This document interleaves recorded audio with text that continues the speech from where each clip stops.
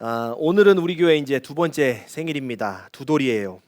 2년 전에 세미나실에서 이렇게 처음 예배를 드렸던 그 기억이 생생합니다. 그런데 2년 만에 우리가 공간을 두 번이나 옮겨서 또 이렇게 좋은 예배당에서 이렇게 예배를 드릴 수 있다는 게 사실은 잘 이렇게 믿기지 않는 그런 내용입니다. 저는 조금 이렇게 속된 말로 하면 잘난 척을 좀 하는 편이고요. 또 교회 말로 하면 좀 교만한 스타일이어가지고 제가 조금만 잘하면 다 잘했다 그러거든요. 다 내가 했다 그래요. 다 내가 한 거라고 그러는데 근데 사실 우리 교회 이렇게 일들을 보면 이거는 진짜 제가 했습니다가 아니라 하나님의 은혜입니다라고 밖에는 사실 고백할 수밖에 없는 것 같아요. 진짜 우리 교회는 다 하나님 은혜인 것 같아요.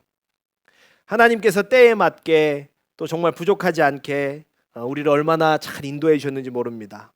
그 하나님의 은혜와 신비 말고는요, 이거를 다 설명할 길이 사실은 없습니다. 또 정말 감사한 게 뭐냐면요, 지난 2년 사이에 우리 교회에요 아기들이 3명이나 태어났습니다. 지금 뭐 잠옷실의 인구 밀도가 말도 못해요. 인도 거기가 지금 아이가 3명이나 더 태어나갖고서는요, 우리가 생후 2개월부터 우리 96 되신 권사님들까지 정말로 다양한 스펙트럼을 가진 교회가 됐어요. 그러니까 하나님께서 우리 교회가 어느 한 연령대에 이렇게 치우치거나 쏠리지 않도록 정말 다양한 세대가 함께하도록 우리 교회를 정말로 은혜 안에서 인도해 주셨고, 그 은혜에 우리가 감사할 수밖에 사실은 없습니다. 우리 교회는요, 오늘 우리가 읽은 본문 시편 147편의 말씀 위에 세워진 공동체입니다. 제가 이제 이번 주일 설교를 준비하면서 이 말씀을 좀 다시 한번 묵상을 했는데, 가만히 보니까요, 하나님께서 정말로 우리를 이 시편 147편의 말씀대로 인도해 오셨더라고요. 오늘 본문 2절을 보면 이렇게 기록을 합니다. 여호와께서 예루살렘을 세우시며 이스라엘의 흩어진 자들을 모으시며. 가만히 보니까요, 우리 교회는 교회를 떠나서 흩어져 살던 분들, 그분들이 등록하신 경우가 많아요. 또 정말로 뭐 인천, 서울, 김포 각각의 흩어진 자들이 모여서 예배를 드려요. 우리 교회는 요즘 보니까요, 여기에다가 이제 뭐 학업이나 또 우리가 직장 문제 때문에 얼마나 많이 흩어졌는지 따져 보니까 서울도 있고, 뭐 인천은 말도 못하고, 김포, 수원, 부산, 그리고 강원도까지. 그래서 주일 되면 다 전국에서 오는 거예요. 조금 이제 뭐 과장하면 막 팔도에서 온다 이렇게. 그러니까 하나님께서 정말로 우리 교회 가운데 흩어져 있다가 흩어진 자들이 모여서 예배하게 하세요. 그래서 우리 기쁨의 집에 하나님은 어떤 하나님이시냐면 흩어진 자들을 모으시는 하나님이신 거예요. 자, 이 하나님께서 흩어진 자들을 이곳에 모으신 다음에 이렇게 역사를 하셨어요. 우리 시편 147편 13절 말씀을 한번 같이 보도록 하겠습니다. 같이 읽겠습니다. 3절 말씀입니다. 147편 3절 같이 읽겠습니다. 시작. 상심한 자들을 고치시며 그들의 상처를 싸매시는도다. 아멘. 하나님께서는요, 흩어진 자들을 모으시고 제일 먼저 이 일을 하셨어요. 어떤 일이요? 우리 소그룹 사역을 통해서 우리가 서로의 아픔과 상처를 나누게 하셨어요. 각자 살아온 이야기를 나누면서 서로 위로하고 서로 격려하게 그렇게 해주셨어요. 또 교만하고 부족했던 신앙을 돌아보고 성찰하게 해주셨습니다. 아마도 우리 교회 이제 성도님들 다 이렇게 생각하실 거예요. 예수 믿는 집이라도 사연 없는 집이 없구나. 뭐 이거 다 아실 겁니다. 그런데 다들 어떻게 사는 거예요? 문제 없는 척, 행복한 척, 그냥 가면을 쓰고 신앙생활하는 거죠. 사실은 그렇게 살아가는 사람들이 여전히 많습니다. 주님은 우리 공동체를 통해서요, 그 가면을 벗게 하셨어요. 그리고 그 가면 안에 진짜 내 모습으로 공동체 속에 거하는 연습을 계속해서 시키고 계시는 거죠.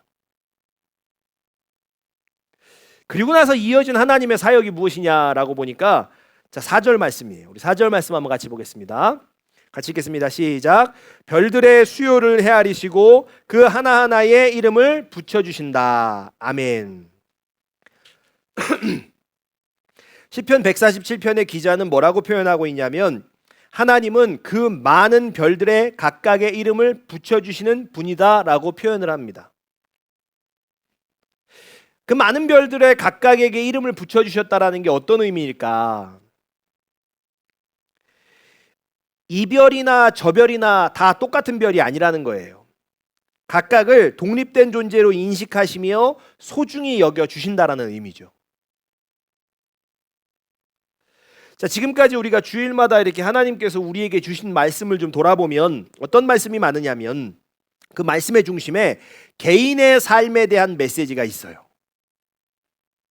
그러니까 내가 누구인가?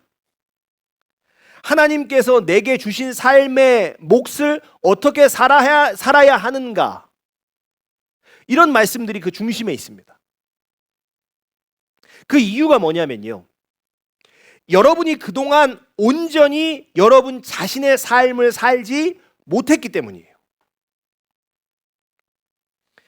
교회라는 이름 아래 묶여 있고, 누구의 자녀, 누구의 부모, 그 관계 속에 묶여 있고, 타인의 시선 속에 얽매인 채 살아온 시간들이었다는 거예요. 그 이름 없이 살아온 그 삶 속에서 하나님은요, 여러분 각자의 이름을 회복시켜 주시고 싶으셨던 거예요. 누구의 엄마로, 누구의 부모로, 누구의 자녀로, 어느 교회의 누구로, 이게 아니라 그 안에서 여러분 각자의 이름을 회복시켜 주기를 원하셨던 것이 하나님이셨다는 거예요. 자, 그런데 다른 건 좀 몰라도 이 말씀 가운데 교회라는 이름 아래 묶여 있다? 이게 무슨 말일까 싶으실 수도 있어요. 이게 젊은 청년들보다도 아마 중년의, 또 중년 이상의 성도님들에게 아마 좀 더 해당되는 경우가 많을 것 같아요. 한국 교회는 오랫동안 성도 개인이 자신의 삶을 주체적으로 살아가는 것을 두려워해 왔습니다. 왜요? 성도가 자립해서 교회의 일을 소홀히 할까봐 두려워해 왔어요. 그래서 교회에 묶여있는 삶에 대해서 칭찬을 했습니다. 그 믿음 좋은 거라고 굉장히 칭찬해 줬어요. 그러나 그 이면에는 무엇이 남아 있었습니까? 교회 일들 때문에 가정은 돌보지 않아서 이 가정은 엉망인데, 저 사람 신실한 사람이야, 저 사람 신실한 사람이야 라는 칭호를 받는 거, 그 모순이 그 이면에 있었다는 거예요. 여러분, 교회는요, 남편을 사랑하라고 가르쳐야 됩니다. 아내를 존중하라고 가르쳐야 됩니다. 가정을 잘 지키라고 가르쳐야 됩니다. 그리스도인답게 사회에서 책임 있게 살라고 가르쳐야 됩니다. 그러나 한국 교회는 이거 다 제쳐두고요, 교회 중심만의, 교회 중심으로 살아가는 삶, 그 삶만을 강조했던 거예요. 교회 중심 하면서 그것이 믿음이라고 가르쳐 온 건 아닐까? 여러분, 우리가 그렇게 생각할 수 있는 거죠. 여러분, 이게 정말로 하나님 기뻐하시는 모습일까요? 매일 교회 간다고 집에 없는 아내를 보면서 신앙을 갖지 않는 남편의 눈에는 굉장히 교회가, 그리스도인이 이기적인 집단 같아 보이지는 않았을까요? 가정도 직장도 다 여러분의 삶의 자리입니다. 세상에서 여러분의 이름이 불리는 자리가 있어요. 그런데 그 이름이 불리는 자리에서도 좋은 사람이 되지 못하면서 교회에서는 좋은 사람이 된다? 그것이 진정한 그리스도인일까요? 우리 기쁨의 집 성도님들은 가정에서부터 좋은 사람 되십시오. 사회에서부터 좋은 사람이 되시기를 바랍니다. 교회 너머에 여러분의 이름이 불리는 곳에서 열심히 살아가십시오. 여러분이 밖에 가서 열심히 일하셔도요, 교회에는 아무 일 없습니다. 여러분 가끔 그런 걱정이 되잖아요. 이거 그러면 교회 일은 누가 하나? 이건 누가 하나? 교회 일은 누가 하냐고요? 교회는 사람이 일을 해야 돌아가는 곳이 아닙니다. 그런 착각을 버리셔야 돼요. 교회 일은 사람이 하는 게 아니고요, 교회 일은 하나님이 하시는 것입니다. 교회는 하나님이 일하시고 사람은요, 그냥 그저 따라가면서 순종하는 것이에요. 제가 개척하고 나서요, 참 많이 듣는 질문 중에 하나가 뭐냐면, 일주일에 한 번만 모여도 괜찮냐는 거예요. 우리 교회는요, 하나님께서 일주일에 한 번 모이게 하셨어요. 사실은요, 제 성격 같아서는 그거 안 됩니다. 제 성격 같아서는 주일에 한 번 모일 리가 없어요. 자꾸 뭐 만들고 모이고 막 뭘 해야 돼요. 그러나 하나님께서 그렇게 정하셨어요. 우리는 순종하며 따라갔습니다. 여러분, 여기 어떤 문제라도 생겼습니까? 아니요. 하나님이 결정하시고 거기에 사람이 따라가면 문제가 없어요. 그런데 사람이 일을 하려고 하면 문제가 생기는 거예요. 여러분, 굉장히 아이러니한 이야기지만, 목사가 교회 일을 해야 될 것 같지만 목사가 일을 하려고 들면 문제가 생겨요. 목사도 하나님의 인도하심에 따라가야 되는 거예요. 우리가 지난 3월에 캄보디아 선교를 다녀왔습니다. 저는 사실 작년에 가고 싶었어요. 더 일찍 가고 싶었어요. 막 개척하고 1년도 안 돼서부터요, 가고 싶은 거예요. 막 근질근질한 거예요. 같이 가면 너무 좋겠는 거예요. 가면 좋은데 은혜도 있고, 그냥 일을 만들고 싶었어요. 그러나 하나님께서 인도하시지 않으면 갈 수 없습니다. 하나님이 허락하지 않으시면 갈 수 없어요. 교회는 사람이 일을 버리고 일을 하고 그런 곳이 아니에요. 하나님의 일하심에 맞춰가는 곳이 교회입니다. 제가 또 우리 교회를 개척하고 나서 많이 받는 두 번째 질문이 뭐냐면, 주일에 밥은 어떻게 하냐는 거예요. 우리는 아무도 밥 안 한다. 김밥 먹고 소그룹 한다. 그렇게 하면 다들 한 번 더 물어봐요. 그래도 되냐는 거예요. 여러분, 사실은 그렇게 해도 되냐 마냐 이거 물어볼 것도 아닌 거예요. 왜냐하면 교회는 밥 먹으러 가는 곳이 아닙니다. 또 교회는요, 밥 하러 가는 곳도 아닙니다. 이건 논쟁의 이유조차 될 수도 없는 거예요. 여러분, 그놈의 밥 하다가 싸워요. 밥하다가 싸우고, 메뉴 정하다 싸우고, 모자란다고 싸우고, 남는다고 싸워요. 그런데 정작은 영혼의 양식에는 전혀 관심이 없는 그 아이러니가 오늘날 한국교회 안에서 일어나고 있다는 거예요. 여러분, 소위 말하는 교회 일이라는 것 자체가 나쁜 게 아니에요. 그런데 교회 일이 덕이 되지 못하는 경우가 참 많죠. 주차 봉사하다가도 마음이 상해요. 그게 다 마음이 상해요. 이리 가라고 하면 가면 되는 건데, 저리 가라고 하면 저리 가면 되는 건데, 근데 좀 멀리 가서 주차하라고, 교회에서 제일 멀리 있는 주차장에 가서 주차하라고 그거 했다고 마음이 상해요. 여러분, 이런 일 없을 것 같잖아요. 근데 교회에는요, 별의별 일이 다 있습니다. 나 교회 일 좀 해봤다. 나 교회 일 좀 해봤다라고 하는 사람 중에 교회 일하다가 상처 안 받아본 분 있냐라고 물어보면 없을걸요. 교회 일하다 상처 받아보신 분 손들라고 하면 다 들을 겁니다. 도대체 왜 그러는 거예요? 왜 그렇게 될까요? 뭐가 문제인 거예요? 여러분, 교회의 본질이 뭔지 아십니까? 교회의 본질? 교회의 본질은요, 예수를 그리스도로 믿는 자들이 하나님을 예배하기 위하여서 모인 모임이 교회예요. 예수를 그리스도로 고백하는 자들이 하나님을 예배하려고 모인 공동체, 그 모임이 교회라는 거예요. 여러분, 이게 본질이에요. 이거 외에는 다 비본질입니다. 그러니까 교회는 예배가 중요한 거지, 그 아무거나 먹어도 상관없는 겁니다.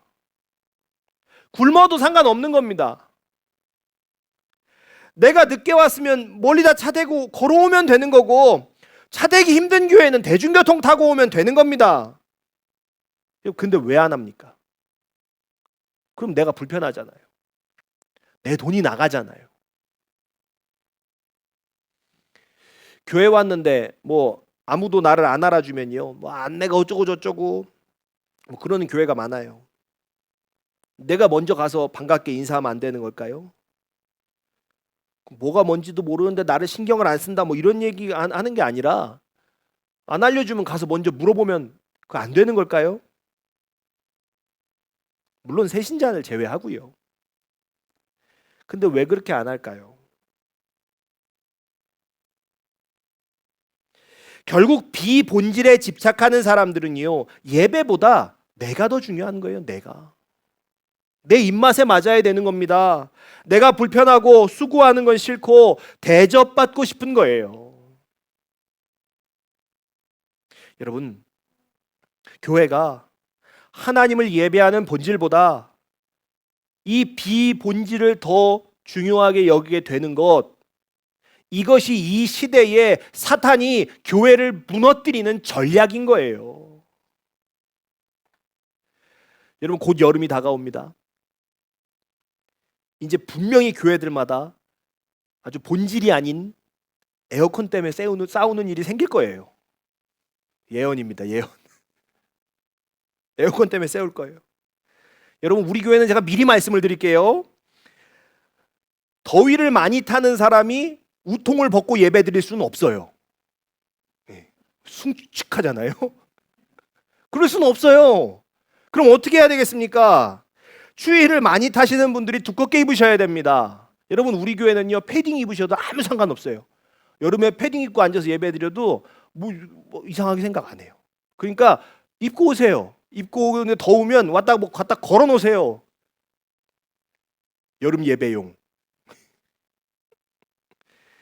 여러분, 뭐 추워서 예배를 못 드리고 막 떨면서 막 아주 에어컨 트는 것 때문에 괘씸한 마음을 갖고 막 씩씩거리고 그러는 것보다요, 패딩 입고 앉아서 예배 드리는 게요, 훨씬 본질적인 거예요. 정말 그게 더 본질 놓치지 않는 거예요. 여러분, 우리 교회는요, 앞으로도 이 본질을 놓치지 않는 교회가 될 것입니다. 그래서 먹는 거는 뭐 본질이 아니니까요, 앞으로도 막 대충 먹을 거예요. 근데 대충 먹어도 맛없는 거 먹은 적은 없는 것 같아요. 하나님이 주방일 하지 말고 다 같이 함께 소그룹 하라고 하시면 우리는 그대로 따라갈 겁니다. 여러분, 교회는 하나님이 인도하시면 그 인도하시는 대로 사람이 그냥 따라가면 되는 겁니다. 그래서요, 사실 신앙생활은 쉬워야 돼요. 하나님은요, 비본질적인 것을 신경 쓰지 않으세요. 여러분, 본질에만 집중하면 신앙생활이 얼마나 심플해지는지 모릅니다. 그래서 여러분들이 진짜 사실 정작 힘들게 일하셔야 되는 곳은 교회가 아니라 세상이에요. 세상. 여러분의 삶의 자리입니다. 거기에 가서 여러분의 삶을 사셔야 되는 거예요. 하나님께서 수많은 별들에게 각각의 이름을 붙여 주신 것처럼 여러분 한 사람 한 사람에게도 고유한 삶의 몫을 다 주셨어요. 여러분 기쁨의 집은요, 그 삶을 살도록 돕는 교회입니다. 여러분이 세상에서 여러분의 각자의 이름으로 그 이름을 가지고 살다가 때로는 부딪히고 때로는 넘어지고 그렇게 살다가 주일에 힘을 얻으러 아버지 만나러 오는 곳이, 그것이 바로 우리 기쁨의 집이라는 거예요. 여러분 우리 8절 9절 말씀을 좀 이어서 한번 살펴보겠습니다. 같이 보겠습니다. 시작. 그가 구름으로 하늘을 덮으시며 땅을 위하여 비를 준비하시며 산에 풀이 자라게 하시며 들짐승과 우는 까마귀 새끼에게 먹을 것을 주시는도다. 아멘. 여러분 우리는요, 우리 중에 누구도 뭐 하늘을 구름으로 덮고 땅에 비를 내리게 하고 그럴 수 없는 것을 다 압니다. 이 일은 오직 하나님만 하시는 일이에요. 하나님만 하늘을 덮으실 수 있고 땅에 비를 내리실 수 있지요. 그래야 하나님께서 지으신 모든 피조물들이 먹을 것을 얻을 수 있기 때문이에요. 자, 그런데 이 말씀이 단순히 자연 현상을 묘사하는 그런 말씀이 아닙니다. 하나님께서 이 땅의 피조물들을 살리시고 돌보시고 먹이신다라는 선언입니다. 선언. 하나님께서 모든 피조물들을 책임지신다라는 선언이 이 말씀이에요. 여러분 이 말씀 위에 우리 기쁨의 집을 세우셨다라는 것 어떤 의미일까요? 이 공동체에 들어오는 모든 자들의 삶을 하나님께서 책임져 주시겠다라는 약속이라는 거예요. 하나님께서는요, 우리 기쁨의 집의 성도가 된 모든 자들에게 이렇게 말씀하십니다. 흩어져 방황하던 너의 삶을 내가 붙잡아 이곳으로 인도했다. 이제 내가 너의 삶을 책임질 테니 너의 상처와 아픔을 치유하고 너의 이름으로 너의 삶을 살아 보아라. 여러분 아무것도 두려워하지 마시고요, 여러분의 인생을 향해 걸어가십시오. 하나님께서는 여러분 각자의 인생의 비를 이미 준비하고 계십니다. 기쁨의 집은 이 여러분의 메마른 삶의 비를 준비하시는 하나님이 계시는 곳이에요. 여러분의 삶을 책임지시는 그 비 준비하시는 하나님이 계신 곳이 바로 이곳이라는 거예요. 그리고 오늘 본문의 마지막 구절을 보면 내 삶을 책임지시는 하나님의 그 인자하심을 구하는 사람을 하나님께서 기뻐하신다라고 말씀합니다. 자, 우리 11절 말씀 같이 한번 보겠습니다. 시작. 여호와는 자기를 경외하는 자들과 그의 인자하심을 바라는 자들을 기뻐하시는도다. 아멘. 여러분 바로 이 말씀이요, 우리 기쁨의 집이라는 교회 이름이 완성되는 딱 그 자리예요. 하나님은 우리를 흩어진 자리에서 불러 모으셨습니다. 상한 마음을 싸매 주시고 각자에게 고유한 삶을 주시며 그 삶을 친히 책임지시겠다라고 약속하셨습니다. 자, 이제 우리가 해야 할 일은 분명한 거예요. 우리 인생을 책임져 주시는 하나님을 경외하고 그 인자하심을 바라는 겁니다. 그러면 하나님께서 그 사람을 기뻐하신다는 거예요. 그러므로 여러분의 삶에 어떤 순간이 오더라도요, 나를 위해 비 준비하시는 하나님을 믿고 경외하십시오. 하나님의 그 인자하심을 바라십시오. 여러분 이것이 우리 교회 성도님들이 하셔야 될 일이에요. 하나님의 그 인자하심이 기쁨의 집 성도들에게 주어지는 축복인 줄로 믿습니다. 자, 그런데 왜 하나님께서 우리에게 이 놀라운 축복을 주실까 하는 거예요.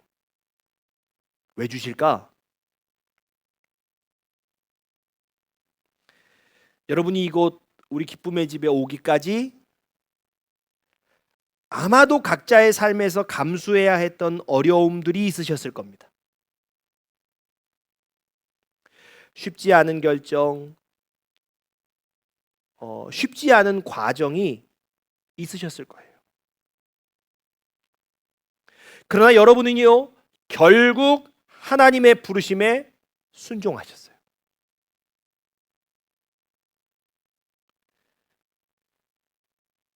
그래서 하나님이요, 여러분을 이 축복의 주인공 되게 하신 거예요. 어려움이 있었고 쉽지 않은 결정이었고 쉽지 않은 과정이었지만 결국은 순종하셨어요. 그래서 하나님께서 여러분 축복하시기로 작정하신 거예요.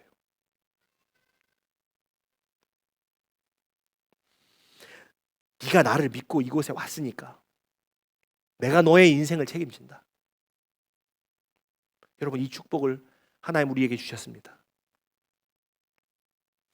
사랑하는 성도 여러분, 이 약속을 붙잡고 살아가실 수 있기를 바랍니다.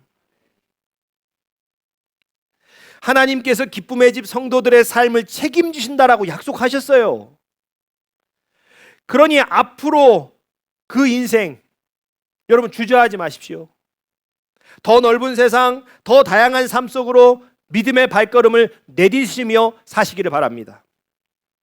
그 길의 시작점에 우리 기쁨의 집이 있는 거예요. 여러분의 삶을 응원하고 돕는 과정에 우리 기쁨의 집이 있는 거예요. 우리 교회는 그렇게 여러분을 위해, 서로를 위해 앞으로도 존재할 겁니다. 저는요, 우리 성도님들을 통해서 이 세상의 많은 그리스도인들이 좀 진정한 교회의 모습을 발견하기를 원합니다. 비본질이 아닌 예배가, 오직 복음이라는 본질의 힘이 교회 공동체를 얼마나 건강하게 세워 나갈 수 있는지를 우리 기쁨의 집 성도님들을 통해서 세상에 보여지기를 바랍니다. 이 본질의 힘이 얼마나 강한지, 이 본질이 얼마나 교회를 건강하게 세워 나가는지, 그것을 우리를 통해서 세상에 나타내기를 바랍니다. 그러기 위해서요, 저 또한 본이 될 수 있는 목사가 되겠습니다. 우리 기쁨의 집을 세워주신 하나님께 모든 감사와 찬양과 영광을 올려드립니다. 우리가 찬양하고 기도하겠습니다.